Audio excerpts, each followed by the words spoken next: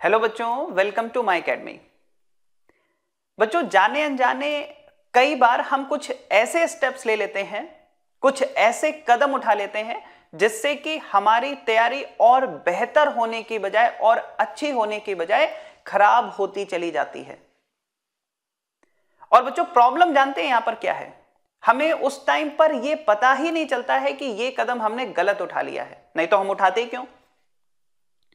और बच्चों, जब हमें यह बात रियलाइज होती है कि यह स्टेप हमने गलत ले लिया था, तब हमारे पास इतना टाइम नहीं बचता है कि हम उस मिस्टेक को सही कर सकें। बच्चों, ऐसी ही एक मिस्टेक के बारे में आज मैं आपसे डिस्कस करने जा रहा हूं और उम्मीद करता हूं कि यह मिस्टेक आप दोबारा नहीं करेंगे, इसे रिपीट नहीं करेंगे। बच्चों, थोड़ी देर के लिए इमेजिन करिए कि आप डिनर कर रहे हैं अपनी पूरी फैमिली के साथ बैठ करके।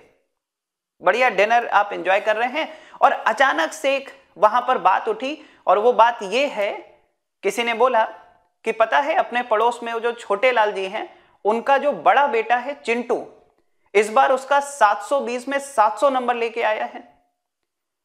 और आपसे पूछा गया, बेटा तुम्हारा स्कोर क्या है? आपने धीरे से बोला कि 580, 580 नंबर है। तुरंत आपको वहां पर थोड़ी सी डांट भी पड़ी और बोला गया कि घर में बैठे गुड्डा गुड़िया खेलते रहते हो, कल जा करके चिंटू से मिलो, पूछो, डिस्कस करो उससे कैसे पढ़ाई करता है, कैसे इतना अच्छा स्कोर लेके आया है, इतना पीछे तुम रह गए उससे। बच्चों, ये बात जब आपने सुनी, उस टाइम पर तो आपको ज्यादा समझ नहीं आया, लेकिन एक बात आपके दिमाग में आ गई थी कि भाई इंप्रूवमेंट की जरूरत तो है। अगर चिंटू 700 नंबर ला सकता है तो मैं क्यों नहीं ला सकता? क्यों? क्योंकि बच्चों, एक टाइम था जब चिंटू आपसे पीछे रहा करता था, आज चिंटू आपसे काफी आगे निकल गया। अब बच्चों, क्योंकि फैमिली में बोला गया था कि कल जाके चिंटू से मिलो, तो फिर आप गए वहां पर। आपने चिंटू से अगले दिन जाके मुलाकात की, पूछा कि भाई तुम किस तरीके से पढ़ाई करते हो? मैं भी बहुत मेहनत करता हूं, दिन रात मैंने एक कर रखा है, सब कुछ पढ़ता हूं, पूरी मेहनत करता हूं, उसके बाद भी मेरा 580 और 600 के आसपास स्कोर रहता है। तुम ऐसा क्या करते हो जिससे कि तुम्हारा 700 का स्कोर रहता है, 700 प्लस रहता है? चिंटू ने बड़ा सिंपल सा आंसर दिया कि मैं भी तुम्हारी तरह ही पढ़ाई कर रहा हूं, कुछ खास नहीं है। और आप चिंटू से बात कर ही रहे थे, तब तक बच्चों आपको दीवार पर लगे एक टाइम टेबल पर नजर गई। आपकी इच्छा हुई, चलो इस टाइम टेबल को देखा जाए, पता तो चले चिंटू करता क्या है, बता तो रहा नहीं है ये। आप गए, उस टाइम टेबल को आपने देखा, टाइम टेबल को अच्छी तरीके से समझ लिया आपने 2 मिनट के अंदर, और आपको यह बात समझ में आ गई कि भाई ये क्या करता है, डेली फिजिक्स पढ़ता है 2 घंटे, केमिस्ट्री पढ़ता है 3 घंटे और बायोलॉजी पढ़ता है 5 घंटे। फिर आपने बच्चों देखा कि टेबल पर कुछ मैकेनिक्स की बुक रखी हुई है। आपने चिंटू से कहा, इतनी सारी मैकेनिक्स की बुक, 3 मैकेनिक्स की बुक तुमने रखी है? तो चिंटू ने कहा, हां भाई, मैं इन तीनों से ही क्वेश्चंस को सॉल्व करता हूं। उसके बाद बच्चों ज्यादा आपने उससे बात नहीं की और फिर वहां से आप निकल के अपने घर पे आ गए। बच्चों, एक बात आपके दिमाग में उस टाइम पर सेट हो गई थी और वो ये है, एक तो उसका टाइम टेबल आपके दिमाग में बिल्कुल सेट हो गया कि भाई फिजिक्स वो डेली 2 घंटे पढ़ता है, केमिस्ट्री 3 घंटे और बायोलॉजी 5 घंटे पढ़ता है, तभी उसका 700 नंबर का स्कोर आ रहा है। और दूसरा 3 मैकेनिक्स की बुक, और उसके आपने देख भी लिया था कि कौन सी बुक्स हैं।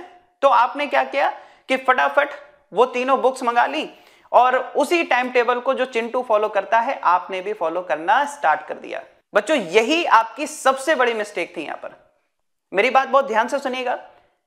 अगर आप जिस रास्ते पर चल रहे हो, उसी रास्ते पर कोई और भी चल रहा है और वो आपसे बेहतर कर रहा है, वो आपसे अच्छा कर रहा है, तो डेफिनेटली बच्चों उसको देख के मोटिवेट होना चाहिए। ये अच्छी बात है कि आप उस चिंटू को देख के मोटिवेट होते हो कि नहीं भाई, इसका स्कोर आ रहा तो मेरा क्यों नहीं आ सकता।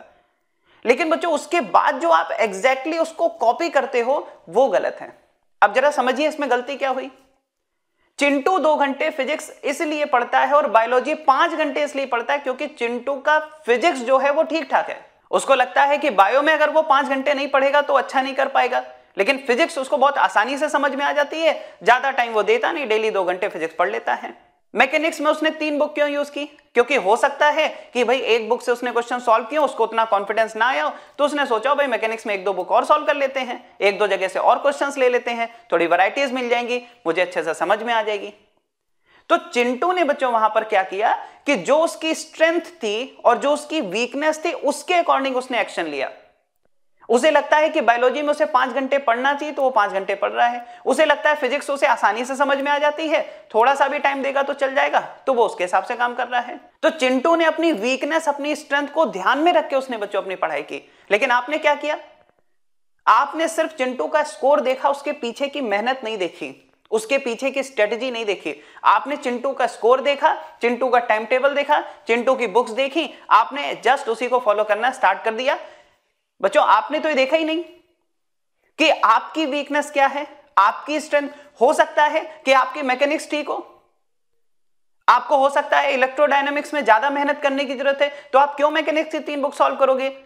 आप चाहो तो इलेक्ट्रोडायनामिक्स में से कि दो तीन जगह से सोर्स ले के क्वेश्चन सॉल्व कर सकते हो। बच्चों कहने का सिंपल सा मतलब यह है कि किसी को देख करके, किसी के अच्छी रिजल्ट, उसकी सक्सेस को देख करके मोटिवेट होना बिल्कुल सही बात है, होना भी चाहिए।